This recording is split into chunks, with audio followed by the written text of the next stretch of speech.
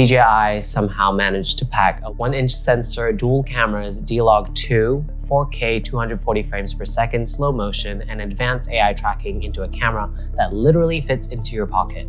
And honestly, every year I ask myself the same question.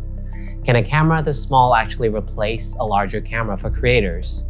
Because if it can, it might become one of the easiest recommendations I've made all year. I've spent time shooting with it in daylight, low light, portraits, and action sequences, and everyday creator scenarios.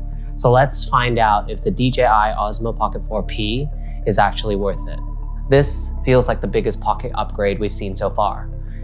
Now you get multiple focal lengths to tell more cinematic stories.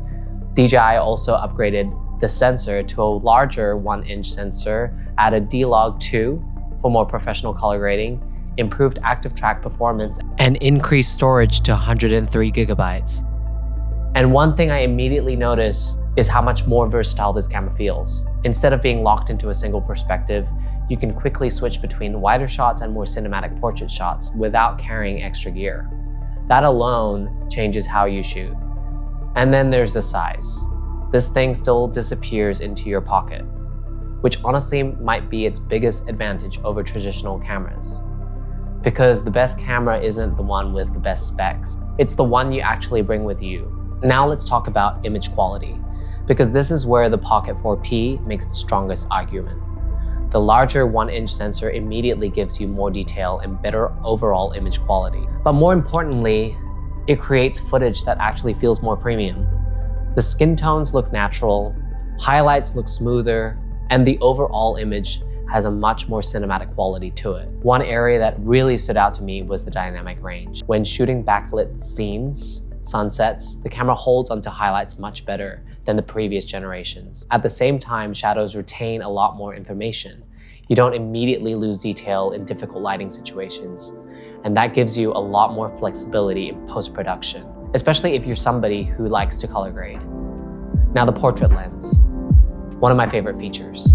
The 60mm portrait lens, this completely changes the look of your footage. Portraits instantly feel more cinematic. You get better subject separation, and the compression creates a much more natural looking image. Wide-angle lenses sometimes make the subjects look distorted. This doesn't. It gives your footage a more professional look without requiring a giant camera setup. There's low light performance, and then there's low light performance. This is where the larger sensor really earns its place. Night footage is cleaner, shadows have way less noise, and indoor environments look significantly better. Whether you're shooting city streets, coffee shops, nighttime portraits, the Pocket 4P produces footage that's surprisingly usable. This is one of the areas where the compact cameras usually struggle. DJI did a really good job here. Now, image quality is important, but for solo creators, smart features might be even more important. This is where ActiveTrack comes in. DJI's tracking technology has always been good, but it's gotten even better. I tested this while walking. I tested it even with a car chase through the streets of Singapore.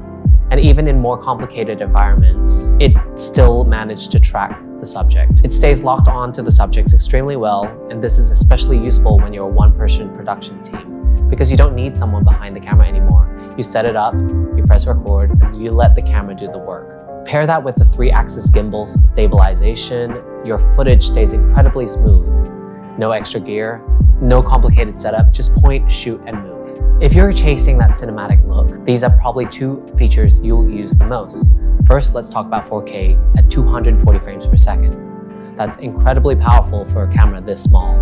From water splashes, hair movement, sports, travel moments, you can turn everyday scenes into something much more dramatic. And then there's D-Log2. This is huge for creators who like to color grade. Instead of baking everything into the footage, DJI gives you much more flexibility in post-production. You can recover the highlights, adjust the colors, push your footage much further, and create a much more polished final image. It's one of those features that makes this camera feel far more professional than its size suggests. One thing that surprised me wasn't the actual image quality, it was how quickly I could go from shooting to publishing. The built-in storage is fast, file transfers are quick, and the overall workflow feels really streamlined. Shoot your footage, transfer it, edit, export, upload, and you're done. There's very little friction involved. I think creators underestimate how valuable that actually is. Saving even 10 minutes every time you create content adds up over months and years.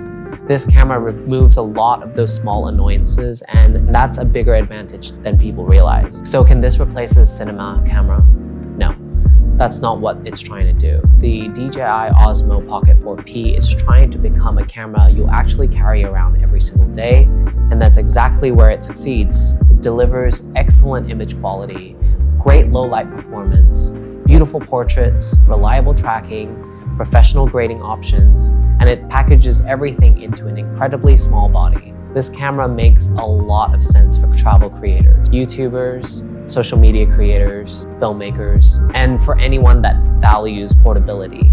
Because if a camera is easy to bring with you, you're going to create more.